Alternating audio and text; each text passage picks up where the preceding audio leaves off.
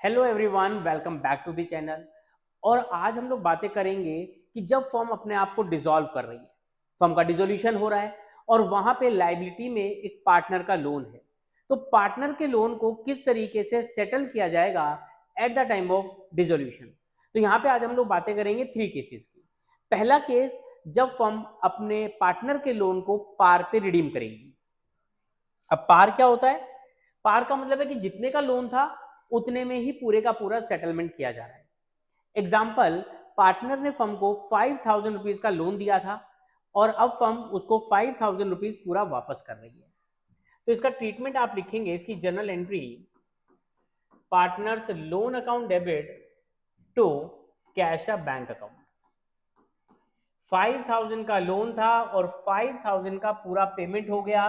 तो यहां पे आप देख रहे हैं कि रियलाइजेशन नहीं लिखा मैंने, पार्टनर के लोन अकाउंट को डेबिट किया और जो पेमेंट गया वो कैश या बैंक से जाएगा, इसलिए उसे मैंने क्रेडिट कर दिया।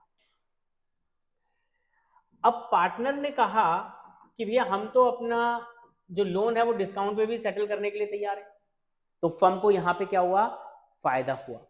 और जब फर्म को फायदा होता है सिर्फ at the time of redemption of या रीपेमेंट ऑफ लोन, तो वो रियलाइजेशन अकाउंट में ट्रांसफर होता है। तो यहां पे आपकी एंट्री बनेगी, पार्टनर्स लोन अकाउंट डेबिट।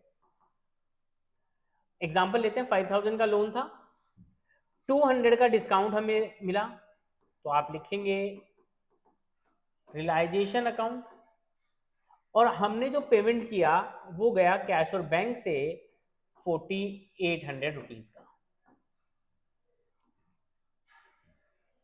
अब थर्ड एंट्री क्या हो सकती है? पार्टनर कहता है कि मेरे लोन का जो भी इंटरेस्ट है अभी तक का मैं वो भी लूंगा, यानी कि लोन और उसका पेमेंट हो रहा है विद इंटरेस्ट। तो थर्ड केस क्या बना?